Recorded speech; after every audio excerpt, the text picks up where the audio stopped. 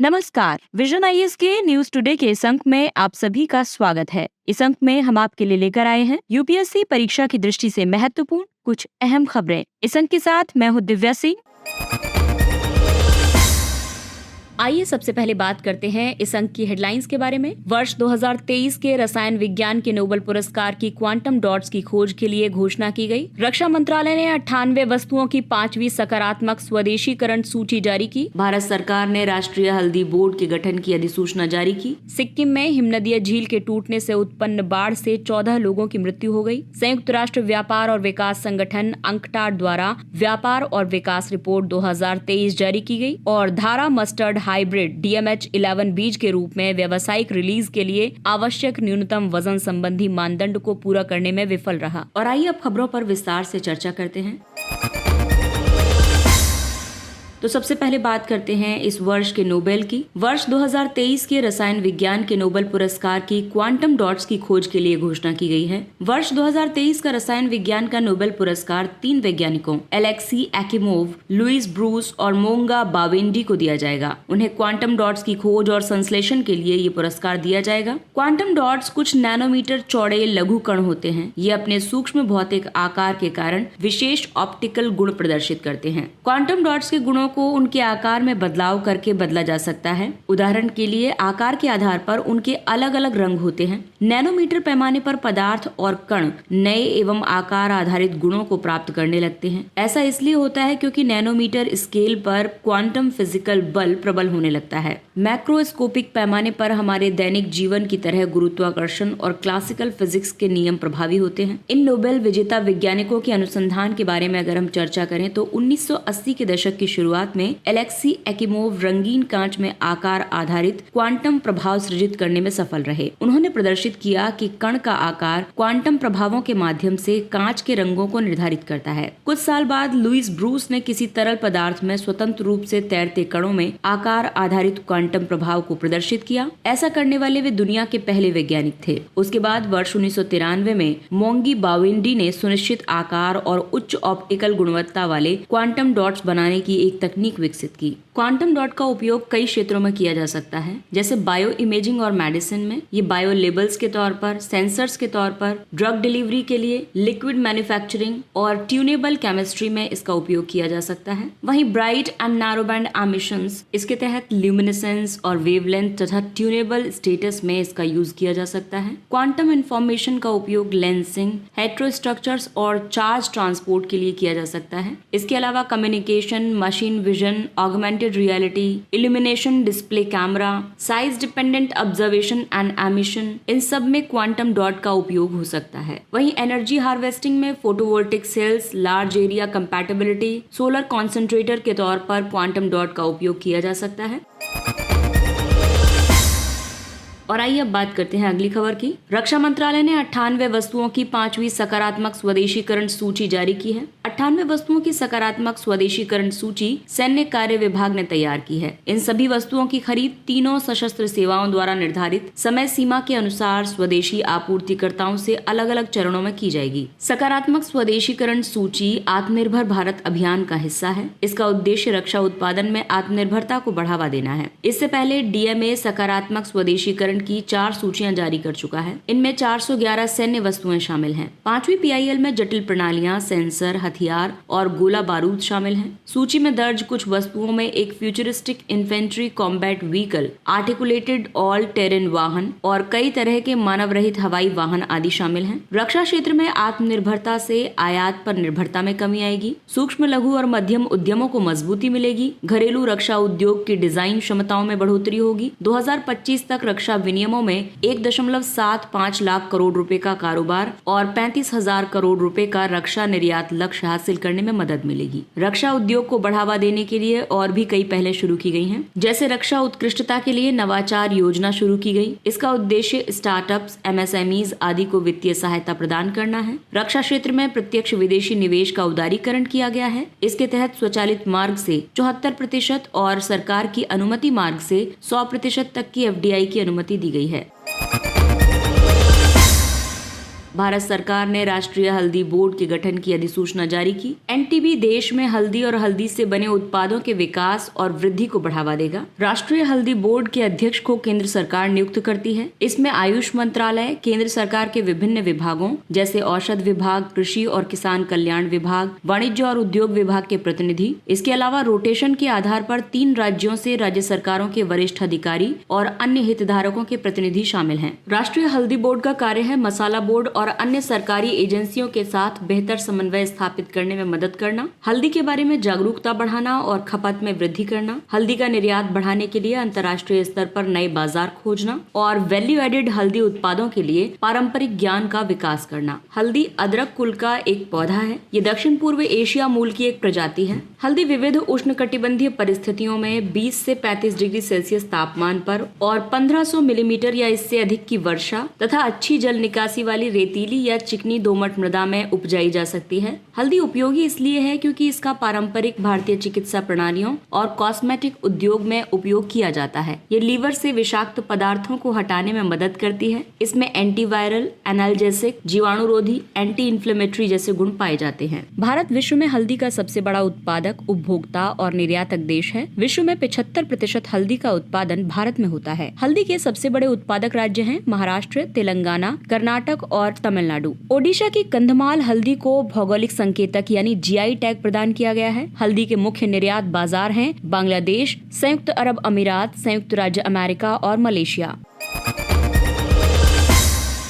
और आइए बात करते हैं पेपर 1 के टॉपिक जलवायु विज्ञान से। सिक्किम में हिमनदीय झील के टूटने से उत्पन्न बाढ़ से 14 लोगों की मृत्यु हो गई है। तो ये पेपर 3 का टॉपिक भी बन जाता है क्योंकि इसमें आपदा प्रबंधन और आपदा से जुड़ा विषय शामिल हो गया है। सिक्किम में दक्षिण लहुनक झील में ग्लेशियल लेक आउटबर्स्ट फ्लड की घटना के कारण तीस्ता नदी का जल स्तर अचानक बढ़ गया, जिससे क्षेत्र में बाढ़ की स्थिति उत्पन्न हो गई। ग्लेशियल लेक आउटबर्स्ट फ्लड एक तरह की बाढ़ है। हिमनदीय झील के जल को रोक कर रखने वाले प्राकृतिक तटबंधों के टूट जाने से अचानक और बहुत अधिक मात्रा में ढलान की दिशा में जल का प्रवाह होने लगता है, जिसके कारण प्रचंड बाढ़ उत्पन्न हो जाती है। इसे ही GLOF कहा जाता है। हिमोड़ शैलों और तलछट का जमाव होता है जो ग्लेशियर के साथ धीरे धीरे बहकर नीचे आकर जमा हो जाता है। आमतौर पर ये ग्लेशियर के किनारों पर उभार के रूप में एकत्रित होकर बांध जैसी संरचना बना लेते हैं। मानव निर्मित बांधों के विपरीत हिमोड़ कमजोर होते हैं और यही कारण है कि हिमनदीय झील या उसके आसपास अनियमित हलचल होने पर ये बांध अचानक से टूट जाते हैं। ग्लेशियर लेक आउटबर्स्ट फ्लड के मुख्य कारक हैं भारी वर्षा या बादल फटने की वजह से ऊपरी जलग्रहण क्षेत्र से उच्च या अत्यधिक सतही अपवाह, नदी के ऊपरी हिस्से में स्थित झीलों से आने वाली बाढ़ के कारण उत्पन्न कैस्केडिंग प्रभाव, भूस्खलन या भूकंप या फिर भूवैज्ञानिक गतिविधियां। इसके अलावा मानव जनित कारक भी ग्लेशियर लेक आउटबर्स्ट फ्लड के लिए जिम्मेदार हैं। अगर किसी क्षेत्र में क्षमता से ज्यादा पर्यटन हो जाए, सड़कों और जल विद्युत परियोजनाओं का निर्माण लगातार हो रहा हो, तो उससे भी ये स्थिति बनती है। ग्लेशियर लेक आउटबर्स्ट फ्लड की घटनाओं को रोकने और आवश्यक कार्रवाई करने के लिए एनडीएमए ने कई दिशा निर्देश जारी किए हैं, जैसे कि खतरे के जोखिम और जोन निर्धारण के लिए मैपिंग करना, खतरे को कम करने के लिए उपलब्ध विकल्पों को अपनाना, जैसे कि कृत्रिम जल निकासी प्रणाली जैसे कि साइफनिंग तकनीक को अपनाना, कंट्रोल ब्लास्टिंग को अपनाना। इसके अलावा हिमनदीय झीलों की निगरानी करना, जल निकायों में होने वाले हलचल का पता लगाने के लिए सिंथेटिक अपर्चर रडार इमेजरी का उपयोग किया जा सकता है। साथ ही GLOF संभावित क्षेत्रों में निर्माण और विकास कार्यों पर प्रतिबंध लागू करना चाहिए। संवेदनशील क्षेत्रों में एक प्रभावी प्रारंभिक चेतावनी प्रणाली स्थापित की जानी चाहिए।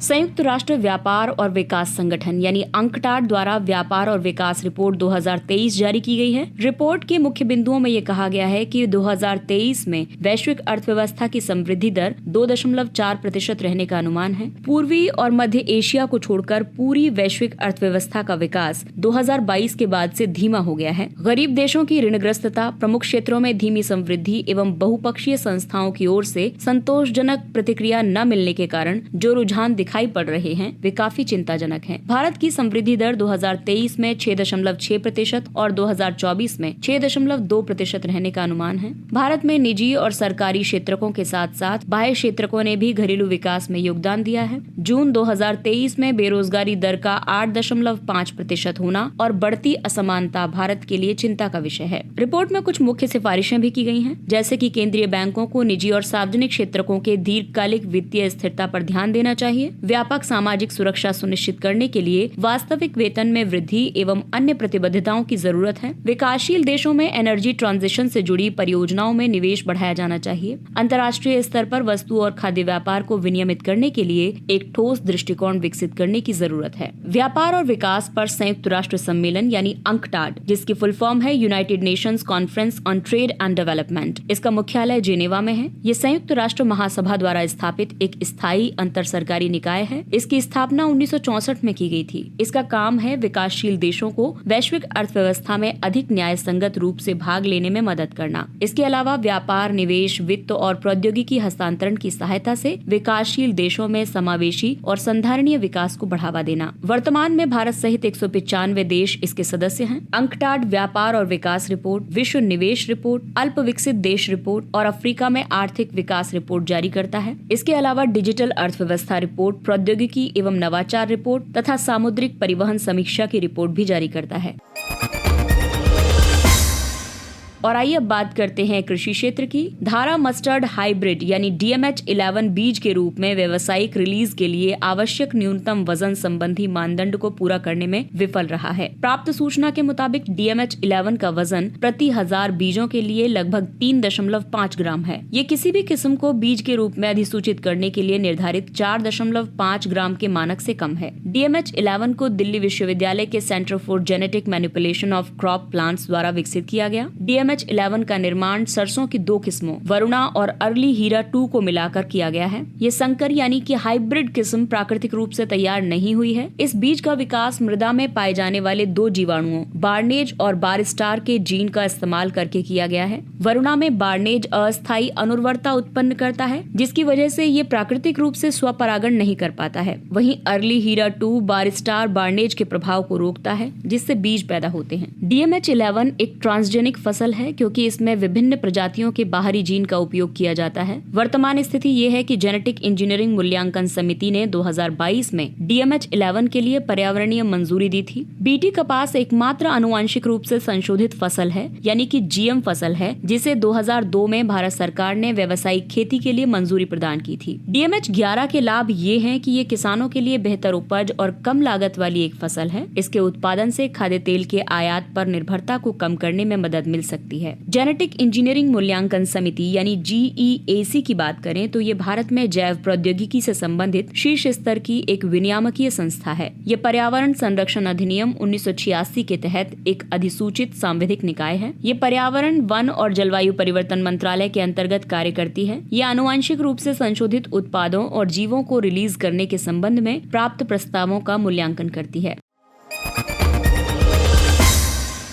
और आइए बात करते हैं कुछ अन्य महत्वपूर्ण सुर्खियों की। शत्रु संपत्ति, एनिमी प्रॉपर्टीज। सरकार ने पहले चरण में 31 शत्रु संपत्तियों की पहचान की है और इन्हें बिक्री के लिए सूचीबद्ध कर लिया है। ये 31 संपत्तियां पूरे उत्तर प्रदेश में फैली हुई हैं। किसी शत्रु व्यक्ति या शत्रु कंपनी की संपत्ति या उसकी ओर से धारित या प्रबंधित संपत्ति को शत्रु संपत्ति कहते हैं। इन संपत्तियों के प्रबंधन के लिए 1968 में शत्रु संपत्ति अधिनियम बनाया गया था। इस कानून के तहत custodian of enemy property in India को शत्रु संपत्तियों के प्रबंधन और संरक्षण का अधिकार दिया गया है। गौरतलब है कि CEPI यानी custodian of enemy property in India केंद्रीय गृह मंत्रालय के अधीन कार्य करता है। वर्ष 2017 में शत्रु संपत्ति संशोधन और सत्यापन अधिनियम लागू किया गया। यह शत्रु संपत्ति को शत्रु से अन्य व्यक्तियों को हस्तांतरित करने की अनुमति देता है।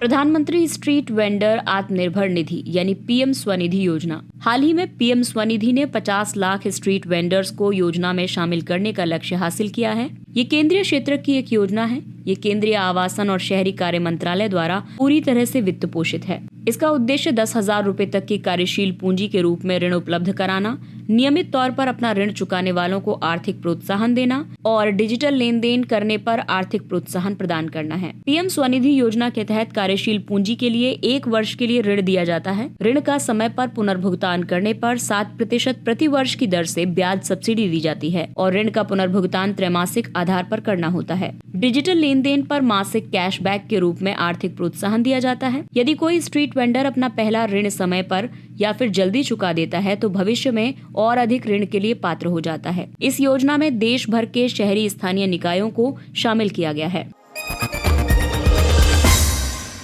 अगला टॉपिक है राष्ट्रीय निवेश और अवसंरचना कोष NIIF, national investment and infrastructure fund. NIIF ने $600 मिलियन के भारत जापान कोष की स्थापना के लिए Japan bank for international cooperation के साथ सहयोग किया है। इस कोष में JBIC और भारत सरकार एंकर निवेशक होंगे। एक एंकर निवेशक किसी नए फंड में पूंजी लगाने वाला पहला निवेशक होता है। NIIF भारत सरकार ने स्थापित किया है। ये अंतर्राष्ट्रीय और भारतीय निवेशकों के लिए एक सहयोगी निवेश प्लेटफॉर्म है। NIIF प्लेटफॉर्म के तहत सरकार ने 3 फंड स्थापित किए हैं: master fund, fund of funds and strategic opportunities fund. NIIF का उद्देश्य इक्विटी और इक्विटी से जुड़े विपत्रों में निवेश करना है।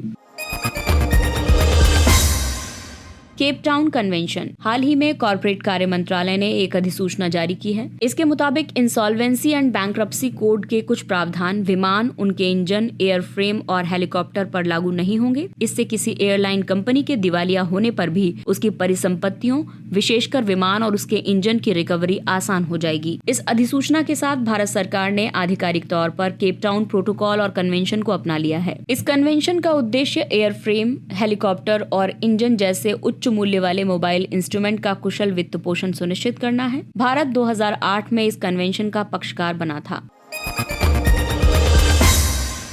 विश्व में उभयचर जीवों की स्थिति। दूसरी वैश्विक उभयचर जीव आकलन रिपोर्ट। इस रिपोर्ट में दूसरे वैश्विक उभयचर जीव आकलन के निष्कर्षों का विश्लेषण किया गया है। ये आकलन IUCN SSC amphibian specialist group की रेड लिस्ट अथॉरिटी द्वारा किया गया था। IUCN SSC यानी अंतर्राष्ट्रीय प्रकृति संरक्षण संघ, स्पीशीज सर्वाइवल कमीशन, ये विश्व के लगभग प्रत्येक देश के 8,500 से ज्यादा स्वयंसेवी विशेषज्ञों का एक विज्ञान आधारित नेटवर्क है। इस रिपोर्ट के मुताबिक 41% उभयचर प्रजातियां विलुप्त होने के खतरे का सामना कर रही हैं। खतरे का सामना करने वाले उभयचरों की सबसे अधिक सघनता कैरिबियाई द्वीपों, मैक्सिको और मध्य अमेरिका, उष्णकटिबंधीय एंडीज क्षेत्र, भारत, श्रीलंका आदि में पाई गई है। पर्यावास की हानि इनके लिए सबसे आम खतरा है। 2006 से 2022 तक भारत में उभयचर प्रजातियों की संख्या लगभग 2 गुनी हो गई है। उभयचर छोटे कशेरुकी यानी वर्टिब्रेट्स प्राणी होते हैं। इन्हें जीवित रहने के लिए जल या नम वातावरण की जरूरत होती है। अगला टॉपिक है नैनो PTA यानी नैनो आकार के एंजाइम मिमेटिक्स या नैनोजाइम। इंडियन इंस्टीट्यूट ऑफ साइंस के वैज्ञानिकों ने नैनो PTA नामक एक नए प्रकार का एंजाइम मिमेटिक विकसित किया है। ये एंजाइम सूर्य के प्रकाश की उपस्थिति में औद्योगिक अपशिष्ट जल में मौजूद जहरीले रसायनों को प्रभावी ढंग से नष्ट कर सकता है। शोध करने वाली टीम ने जल को प्रदूषित करने वाले फिनॉल और रंजक जैसे आम अपशिष्टों पर नैनोजाइम के प्रभाव का परीक्षण किया। वैज्ञानिकों ने ये पाया कि सूरज की रोशनी में रखने पर ये 10 मिनट के भीतर फिनॉल और रंजक की बारीक से बारीक मात्रा को भी नष्ट कर सकता है। ये नैनोजाइम प्राकृतिक एंजाइमों के कार्य की नकल कर सकता है। हालांकि डीनेचुरेशन के प्रति संवेदनशीलता की सीमाओं को ये पार पा लेते हैं। साथ ही इनकी उत्पादन लागत भी कम है। मेवाड़ी लघु चित्रकला शैली। महाराणा जयसिंह के दरबारी चित्रकार अल्लाह बख्श ने 4000 मेवाड़ी लघु चित्रों में महाभारत का चित्रण किया था। मेवाड़ी लघु चित्रकला 17वीं-18वीं शताब्दी में विकसित हुई। ये राजस्थान के मेवाड़ क्षेत्र में विकसित राजस्थानी चित्रकला की एक शैली है। इसमें चित्रों को साधारण चमकीले रंग में चित्रित किया जाता है। साथ ही इस शैली के चित्रों में भावनाओं को प्रमुखता से दर्शाया जाता है। इस चित्रकला के प्रारंभिक चरण के उत्कृष्ट चित्रकारों में साहिब दीन शामिल थे। उनकी चित्रकला रागमाला काफी प्रसिद्ध है। लघु चित्रकला के तहत चर्मपत्र, पहले से तैयार कार्ड, तांबे या हाथी दांत पर लघु आकार के चित्र बहुत बारीकी से बनाए जाते हैं। चित्रकला की इस शैली का नाम मिनियम, जिसे रेड लेड या रेड लेड ऑक्साइड के रूप में भी जाना जाता है, इससे लिया गया है। मध्यकाल में सजावट के लिए इसका उपयोग किया जाता था। और आइए बात करते हैं सुर्खियों में रहे व्यक्तित्व के बारे में। श्यामजी कृष्ण वर्मा। श्यामजी कृष्ण वर्मा का जन्म गुजरात में हुआ था। उन्होंने अपनी शिक्षा भारत में पूरी की और बाद में ऑक्सफोर्ड विश्वविद्यालय में संस्कृत पढ़ाने लगे। 1905 में उन्होंने द इंडिया हाउस की स्थापना की और द इंडियन सोशलिस्ट पत्रिका प्रकाशित करना शुरू किया। द इंडिया हाउस ब्रिटेन में कट्टरपंथी राष्ट्रवादी भारतीय छात्रों के बीच विचार विमर्श का केंद्र बन गया था। वो मुकदमा चलाए जाने से बचने के लिए 1907 से पेरिस चले गए। इंडियन होम रूल सोसाइटी के माध्यम से उन्होंने भारत में ब्रिटिश शासन की आलोचना की। वे बॉम्बे आर्य समाज के पहले अध्यक्ष बने। उन्होंने वीर सावरकर को प्रेरित किया, जो लंदन में इंडिया हाउस के सदस्य थे। इसके साथ ही ये अंक समाप्त होता है। अगले अंक में फिर मुलाकात होगी कुछ अन्य महत्वपूर्ण खबरों के साथ। तब तक अपने लक्ष्य के लिए तत्पर रहिए। और अगर आपको हमारा कंटेंट अच्छा लगता है तो इसे लाइक, सब्सक्राइब और शेयर जरूर करें। और अब हमें यानी विजन IAS की पूरी टीम को दीजिए इजाजत। नमस्कार।